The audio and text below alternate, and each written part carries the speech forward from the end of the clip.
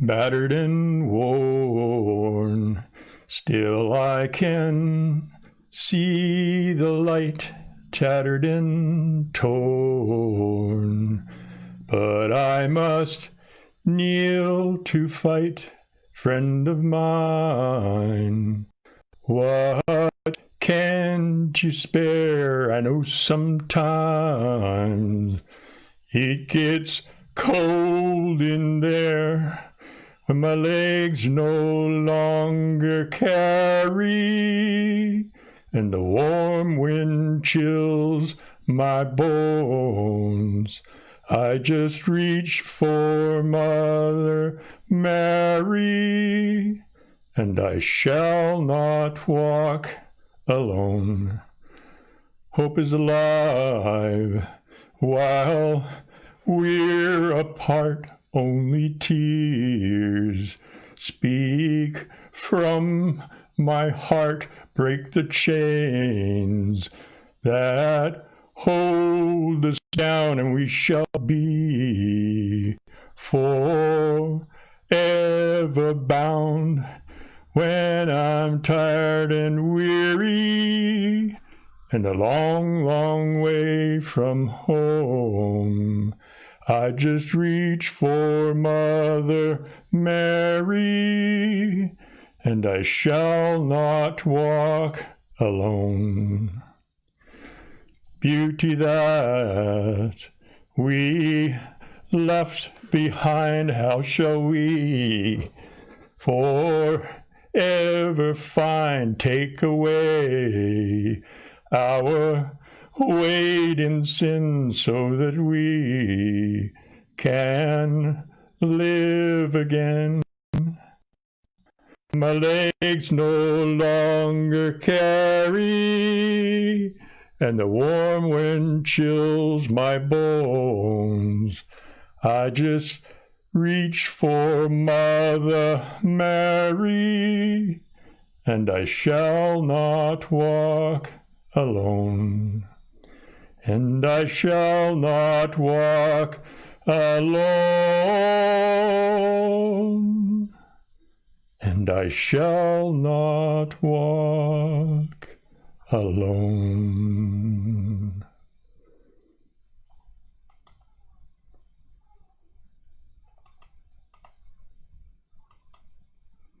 Here we go. Okay. Now,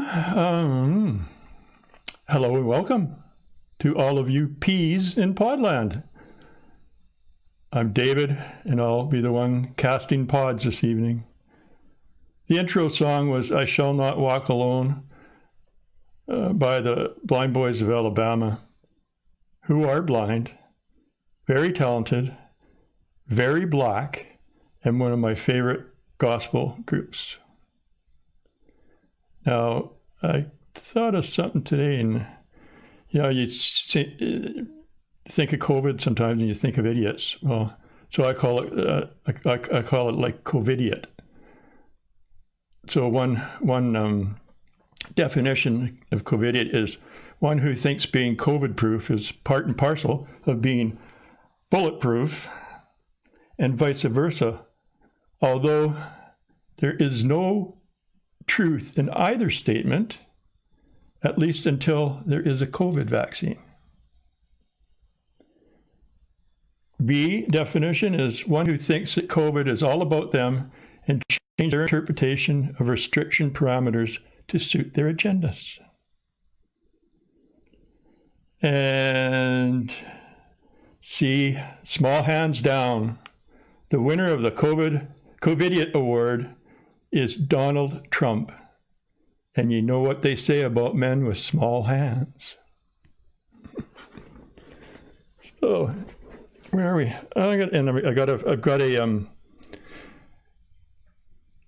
I chose to devote mostly this entire episode on a single subject that is near and dear to me. So let's just jump in feet first. This is a poem that I wrote. It's called Dark Places. Dark places, buried deep within me, faces and places that are too dark to see. There are spaces in the dark places where I often hide, inside a facade of thick hide that exudes confidence and pride. It must be difficult to get in past my skin thick and hard because I struggle to get out into my own backyard. If you respect my dark places genuine, I'd be able to expose the dark places inside of me. Darkness is mostly perceived in a negative light, though it has no choice, can't put up a fight. Inside the dark places, every once in a while, I get a glimpse of familiar eyes and a toothy smile. Without dark places, light would be in a dim situation, of little contrast, resulting in sleep deprivation. My dark places may be a therapeutic place to go for solace, resolution, and enlightenment to grow. Beware of dark places. I can't stay too long, or soon I'll be singing the tune of the therapist's song. I wonder if I should just quickly check in with you guys here. If I can find it. Oh yeah, I know what to do. Here we go. Trying all these new things today, so please bear with me. Joe Langdon Woot. Hey, I'm live. Jocelyn, haha. Casting Pods, Samantha Dixon. Hi, Dave. Hi, Samantha. Good. Well, not good to see you, but good to kind of see you. Okay, let's see if we can get back to where we were here. Okay, now, I'd like to start at the beginning, but I don't know the where, the why, or the when of it.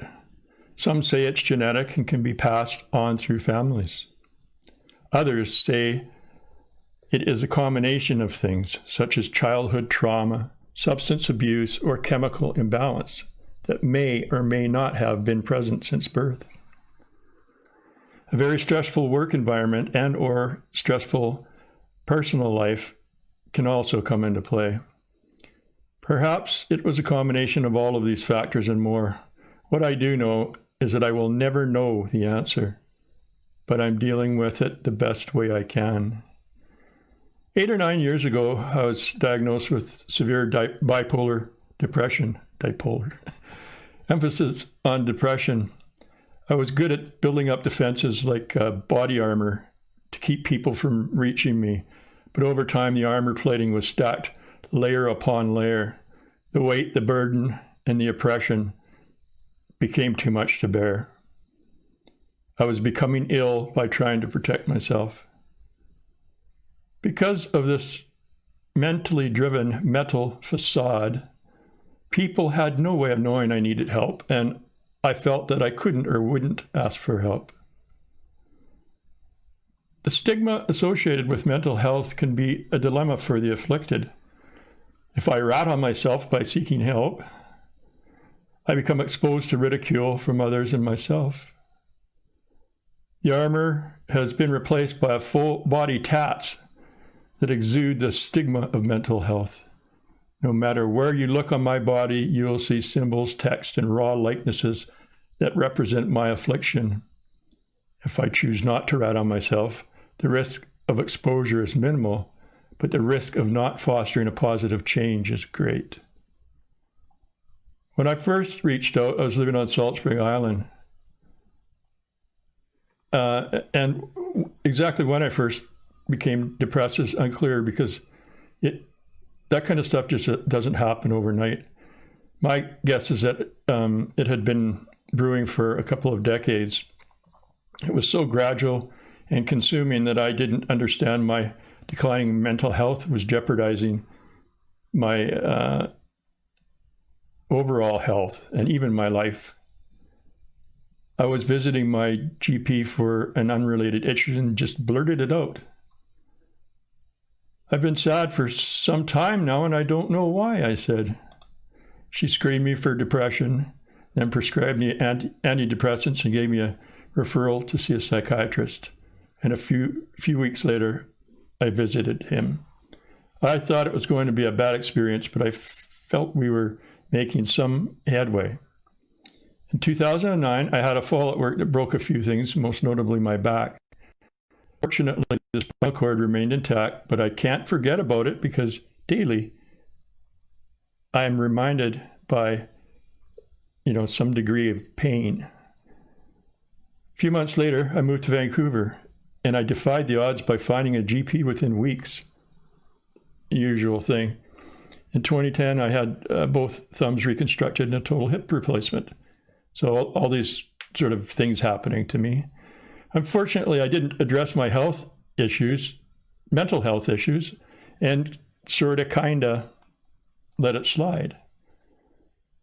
I'd gone more than a year without taking any psych meds, and oblivious to the danger, I began to spiral down the slippery slope of depression. And here's one thing that I did before I got some other medical help. It's shredding the past. Why am I doing this? I'm depressed, full of self-hatred. I just want to be alone and stay away from family and friends. It's been in my head for weeks on end, haunting, persistent. Can't shut it up. Get rid of the past before it consumes you. I decide to go for it in a systematic way and not in a wave of emotion and recklessness. I think of identity theft and what it could do, although who the hell wants to be me and steal my identity? So it's off to Staples to choose the jaws of destruction, electric composter, mulch to freedom, ream catcher, dream snatcher. Do you have any ergonomic friendly versions to ensure that the user won't develop repetitive use injuries? The last piece of metal should be smooth and kind for the last gasp of the paper shred. There's so many models to pick from, and I quickly find the right one that is a sturdy and robust model so that the entire operation will run smoothly. Best of all, it has a large receptacle bin. The transaction had gone so well that my spirits were lifted, if only temporarily. Now back at home, after a trip on the bus, the shredding process begins. The first paper goes in. Wow, faster than I thought.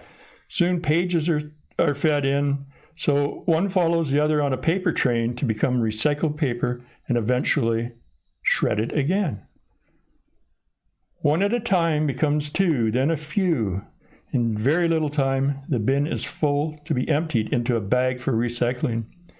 As I continue the process, it seems somewhat cathartic. Useless papers are followed by old letters, cards, report cards, award certificates, work certificates, birth certificates, my will, last will and testament, all government and income tax documentation, anything and everything of paper. I empty the bin again. Last but not least are the photos from my wallet, albums, boxes, in boxes, in books, and in frames. I take one last look at every picture before it goes in the shredder. Over 5 decades of images of family, friends, and me, captured by family, friends, and me. I was saddened to see them go, but they're just snapshots of people and places that evoke memories of the long, hard road of life. Why do people almost always smile in photos? They're not told, well, they may not be told or reminded to do so. When I feel like crap, my smile is fabricated because it's expected of me. I call bullshit. If I am not feeling well, or if it's not a smiley day, my photo can be taken without a smile. Or I may turn my back to the camera. And if neither is acceptable, simply walk away with a smile, as it could not be seen through the back of my head. No more fodder for the jaws of life that shredded a lifetime of memories. It's all over but the crying. The monkey is off my back and the worms out of my head for now, anyhow. All I am left with is the contents of my wallet and a passport to nowhere. Without pictures, selective memory reigns supreme. The fake smiles have been erased from everyone's faces. I feel somewhat liberated by the experience. Did I want to erase the past or simply move on to avoid acceptance or rejection? If I tried to forget, I don't remember what I was trying to forget.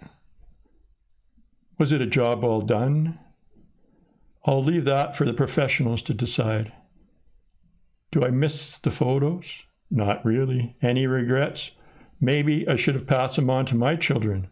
I'm not sure if I got my money's worth out of the shredder, though, which begs the question, where is it now? A week or two later, my friend Gary Hagan wanted to come into town and visit me, but I was trying to talk him out of it. I'm not feeling good. I don't want to see anyone. I need to lie down.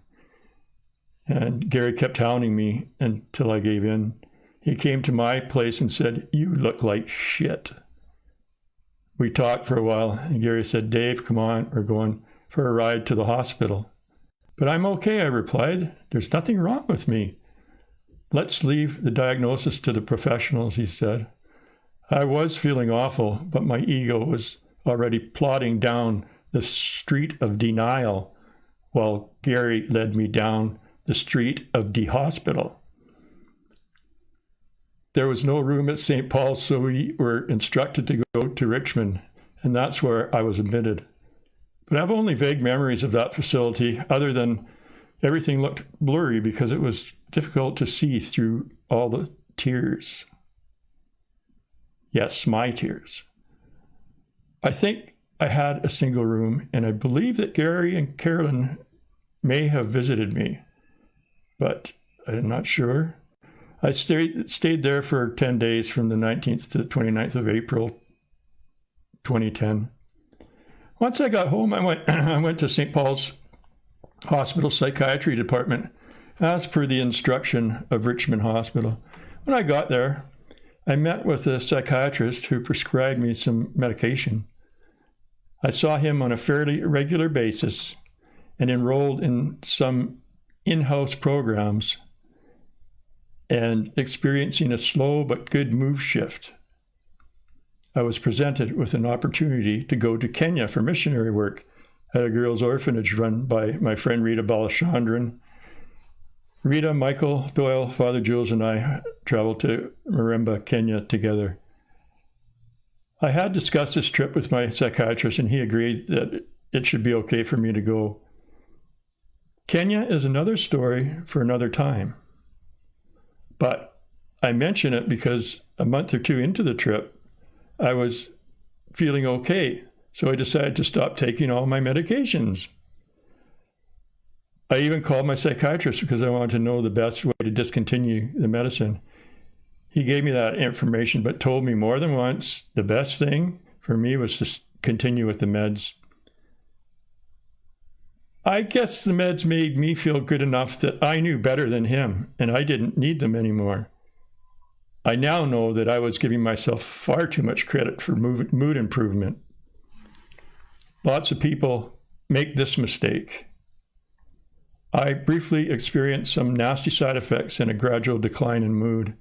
I was in Africa for 6 months from February to August 2011. After I returned to Vancouver, I had to go back on my meds. I also enrolled in a couple of courses at St. Paul's. Just going to check the who's saying what here.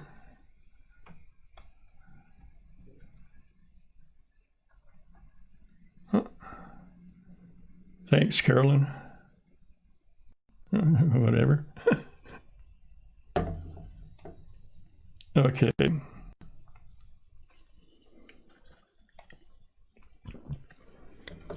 medicine mind.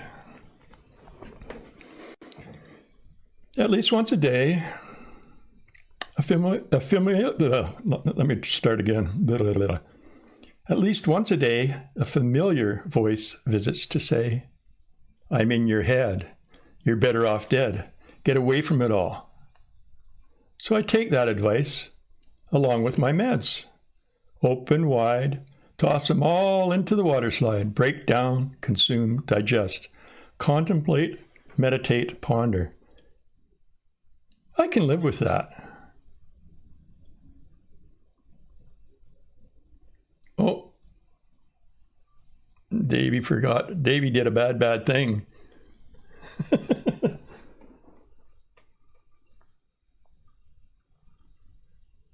Oh well. Next time. 4 months after returning from Africa, I was back in the hospital. My second hospital stay was December 12th, 2011 to January 3rd, 2012. Merry Christmas. I shed a few buckets of tears and was so upset at myself for not only being in the hospital again, but being stupid enough to admit myself.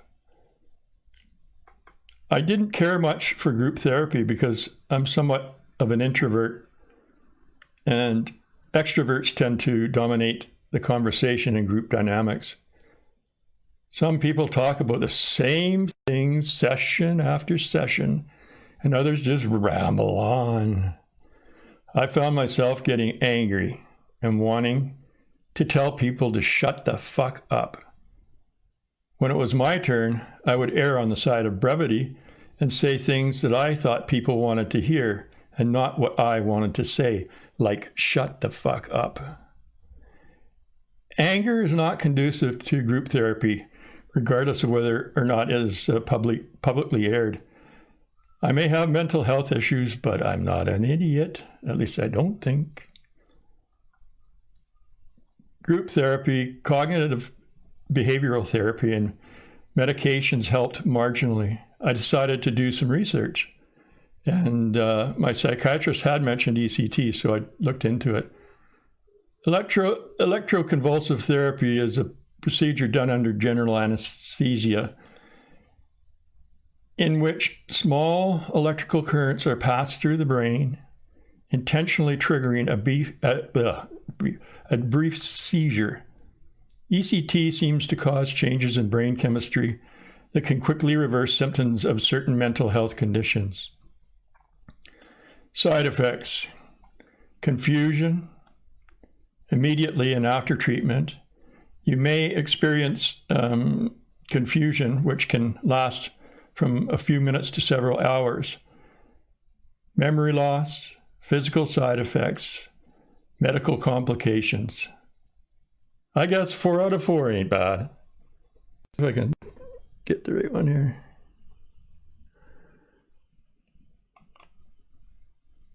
Yeah, that's the right one. Okay, here we go. I was supposed to do this for those other poems, but I got a little scrambled. Dive. This old world sucks me into a vortex of delusion, confusion, exclusion, retribution. Utopia is a noun that can never be found. Imagery of mind is where no sense resides. Eden's earthly paradise no longer exists, so there's no point to search through the fog and the mist, lest you find yourself broken at the base of a cliff.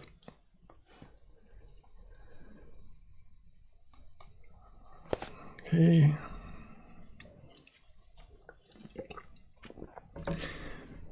Backed up by my doctor, I decided to give it a try, so in March 2012, just 3 months after my second hospital stay, I began ECT treatments. My main concern about the procedure is that it wouldn't be successful because in my mind, this was a last-ditch effort.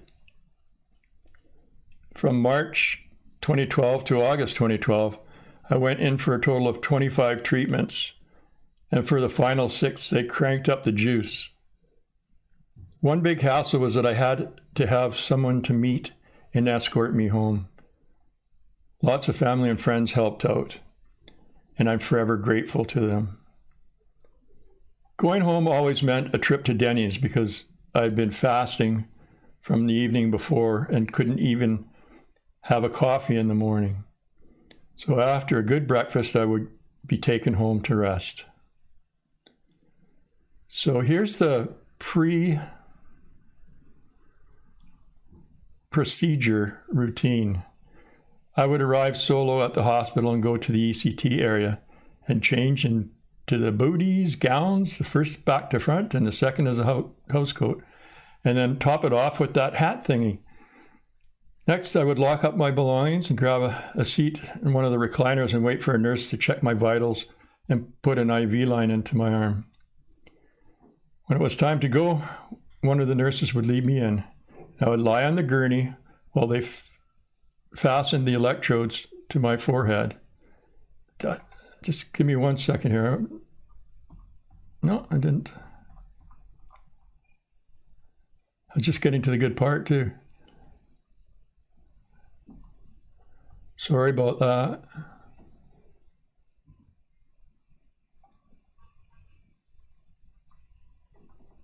Yeah, sorry, fasten the electrodes to my forehead and tie into the IV line and wait. When the doctor arrives, he says hi and then gets to work. I swap my top denture for a bite block and the mask is put on my face and I begin counting. 1, 2, 3, 4, 5, 10. I just absolutely love the feeling of going under. I go all tingly and then it's like the power goes off and I'm floating. I always thought if that's the way to go, I'm all over it. For me, the general anesthetic was the only thing I liked about the whole procedure. The next thing I remember was the mean nurses would wake me up. I just wanted to sleep. They should have better manners than to wake you up while you're in the middle of a sound sleep. Eventually, once I got my bearings and with assistance, I would do my best possible Olympic dismount from the apparatus. A nurse would be my walking assistant as I wobbled my way back to the nearby recovery area while I made my best impression of a little fawn walking across a frozen pond. The nurse got me comfy and I asked, "Are you the one that woke me up?" She said, "No, sir, it wasn't me." Another nurse comes along and gives me juice and I ask, "Are you the nurse that woke me up?" "No, sir, it wasn't me." Later on, another nurse comes to check my vitals and I ask, "Are you the nurse that woke me up?" "No, sir, it wasn't me." I said, "You nurses all look alike. I can't get no satisfaction. I can't get no satisfaction. But I tried, and I tried, and I tried, and I tried. I can't get no." Those nurses. The nurse says to me, "You can get changed now and go home." The immediate side effects were disorientation and confusion. So that's why we had to have a picker-upper and breakfast buddy. Approximately a third of the time after the procedures, I would get a doozy of a headache lasting anywhere between 2 hours and the entire day. Throughout the ECT procedures, I was experiencing cognitive issues that were somewhat cumulative. Also, the short and long-term memory loss became the norm. Some days, the 2 blocks to the hospital were a challenge for me, which seems silly because it's so close that it takes up about a third of the view from my apartment.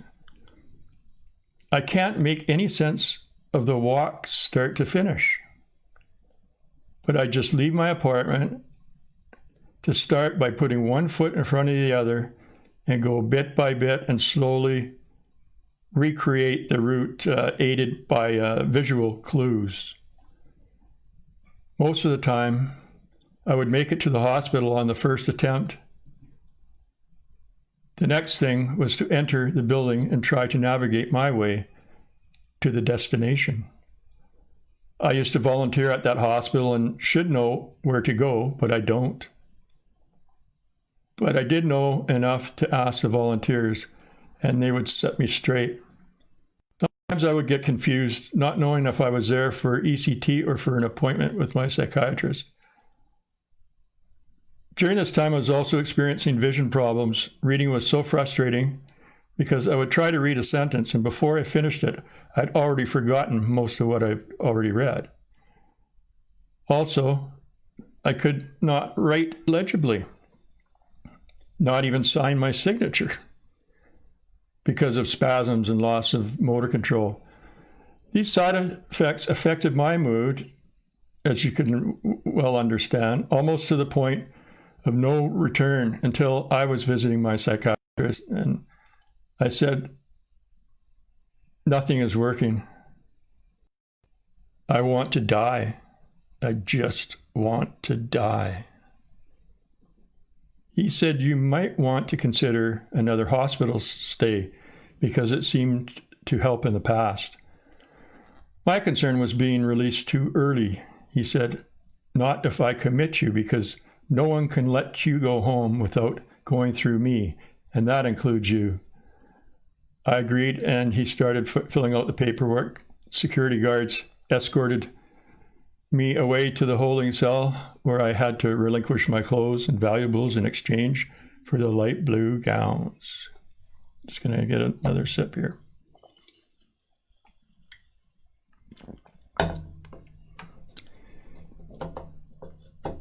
I think, I probably say it somewhere else in here, but I think writing this poem probably gave me the most healing from, getting myself back from the depths.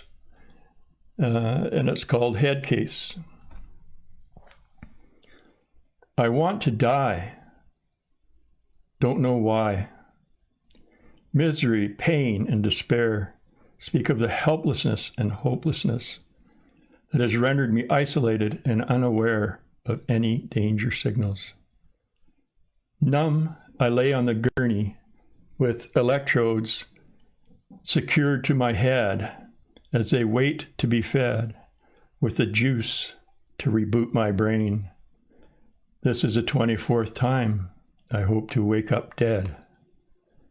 The IV weeps to replenish tears as a mask is pressed to my face. Take a deep breath. Cascade of tingles implode to that secretive place. A few days later, I feel even worse, like saturation and sin to rot within. As I plumb the depths, I'm just a breath away. Guilt, self-hatred, embarrassment, and shame. Is one way to hell the name of this game? I returned to the hospital to see my psychiatrist, who's as committed to me as I am now to the psych ward. Third time in, take it on the chin. Familiar is this padded cell, shades of hell. Stripped down naked, all belongings taken. Don the blue gown that reveals my bare ass. Clothes a mere memory, and so is my class. Completely overwhelmed, down on the ground in a room with little more than this floor and bolted door. Rampant with tears, fetal position assumed. Degradation becomes this womb. So let's see what I got left here. I think I'll just keep going.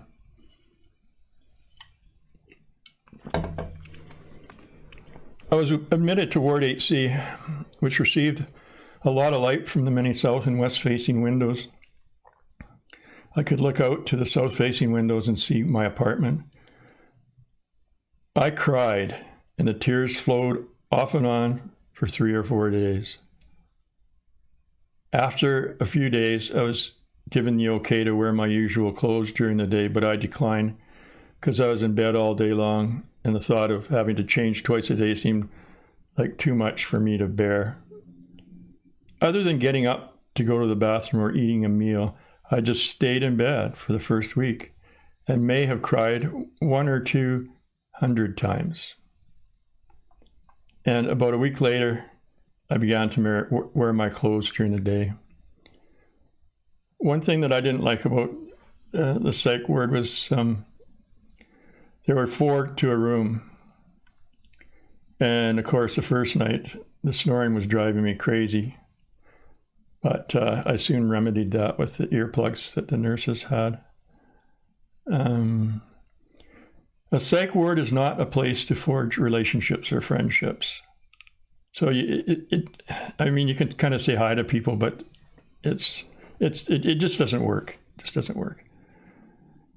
There was a lack of privacy in the rooms, and everyone could hear you when you talked to the nurse.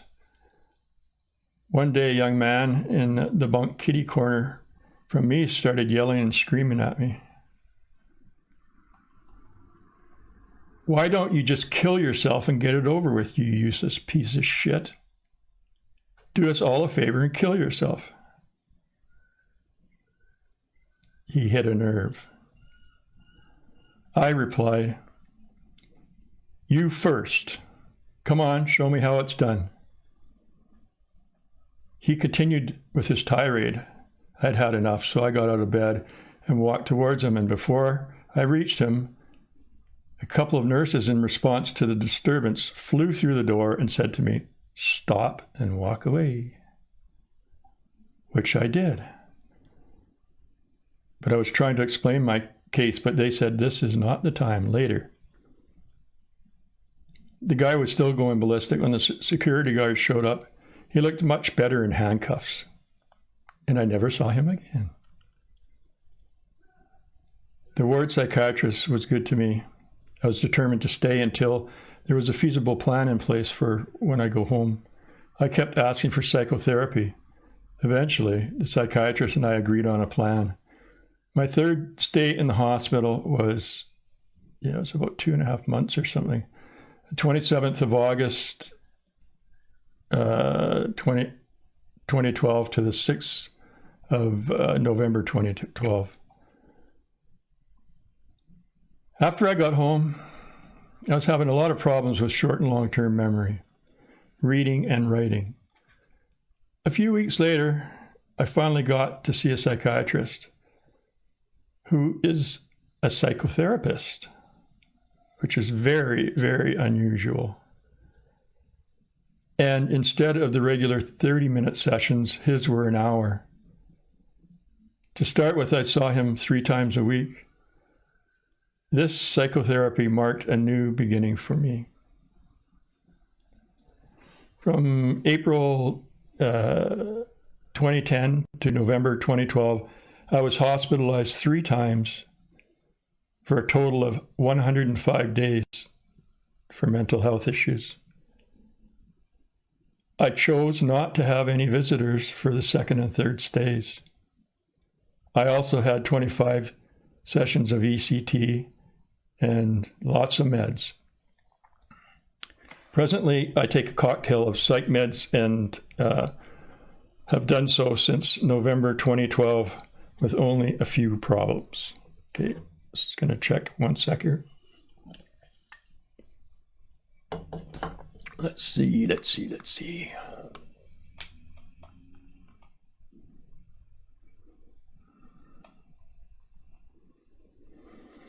Jocelyn, thanks for sharing this, Dave.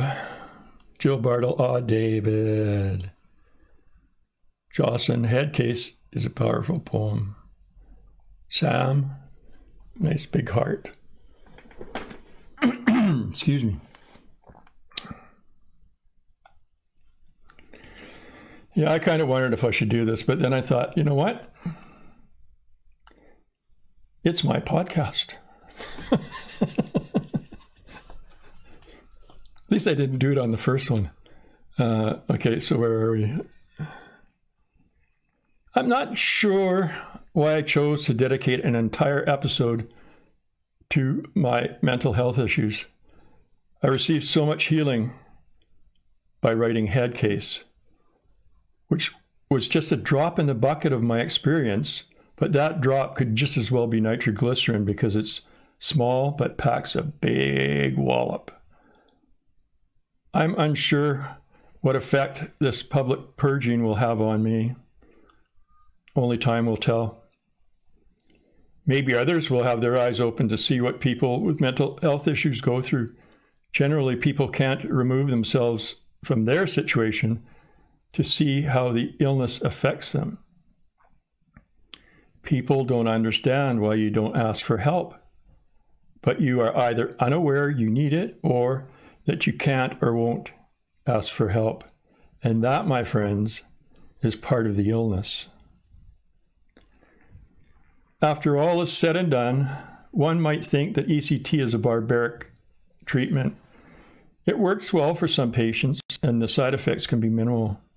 Even though I continue to suffer some side effects, like a bit of Swiss cheese memory, minor tremors, given the same set of circumstances, I would do it again in a heartbeat.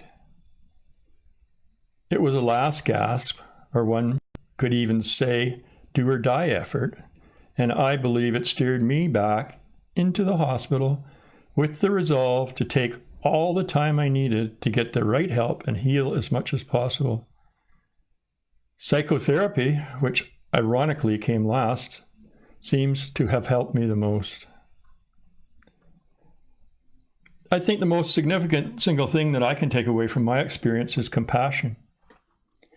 The healthcare workers gave me compassion that easily surpassed any job description. And those that work on the psych wards really helped make the incarceration bearable. Even when I was hovering over the precipice, I could have compassion for others.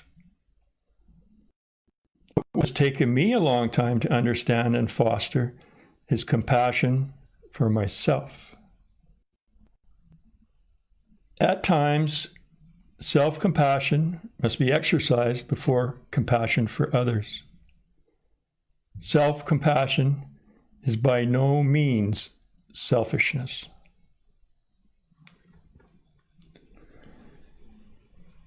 How does an ember continue to grow when it's mostly deprived of fuel and oxygen? Some embers last to once again become a flame of life, while others become cold and extinguished of all life. Is it a conscious decision, or the luck of the draw, or perhaps something profound that determines our fate? This journey of mine has managed to bear hidden fruit regardless of the many hardships and challenges. Maybe God decided that this stubborn old bastard still has enough gas left in the tank. Who knows? But I'm going to, what am I going to do? I'm going to once more check the comments and then I'll, LOL.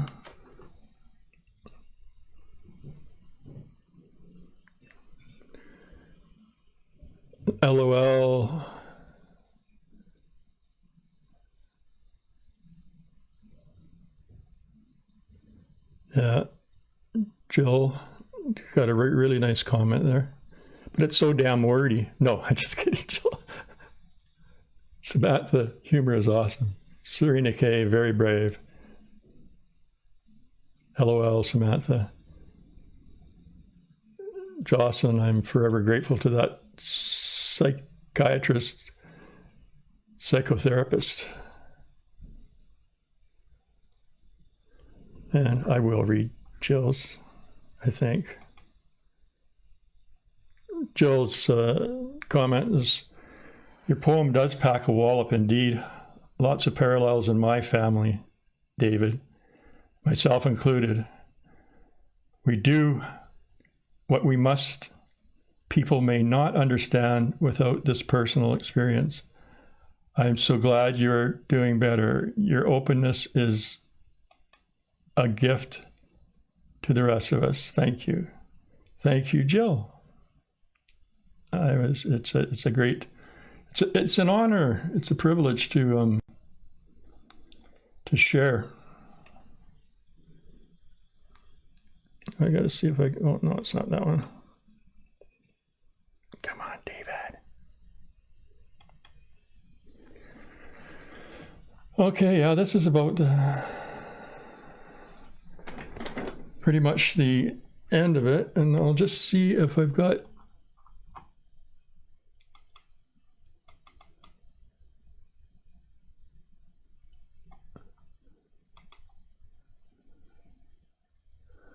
yeah, that might be it. Let's see. I'm just going to transition that scene over to there. I can't read it well enough. Do this for 1 sec. Hope you guys don't mind me rambling on. Yeah, that's the one. But the problem is that I don't really have the song down pat, but I'll see if I got it here.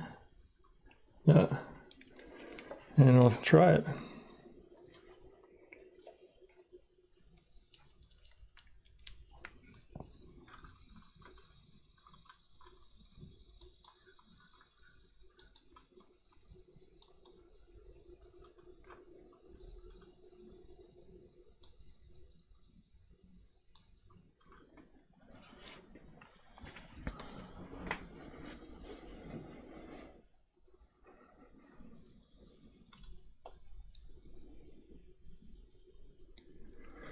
Just when every ray of hope was gone, I should have known that you would come along.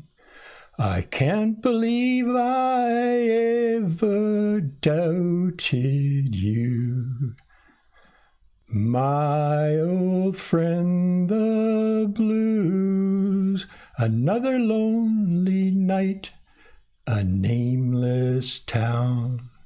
If sleep don't take me first, you'll come around, 'cause I know I can always count on you. My old friend, the blues, lovers leave and friends will let you down. But you're the only sure thing that I've found. No matter what I do, I'll never lose. My old friend, the blues.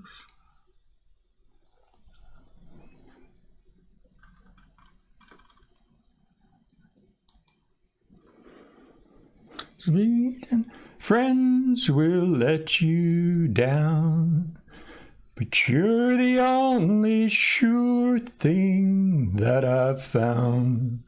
No matter what I do, I'll never lose. My old friend, the blues, just let me hide my weary heart in you. My old friend, the blues.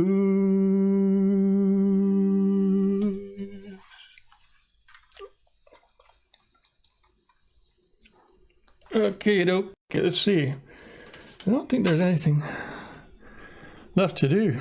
I think it might be just like all over but the crying. So I appreciate it, each and every one of you that showed up this evening, and it was I guess it was good for me. It was good for me to do. So, and I hope you didn't mind too much. So that's about it. So this is what I've been forgetting lately. Peace out. See you in a couple of weeks.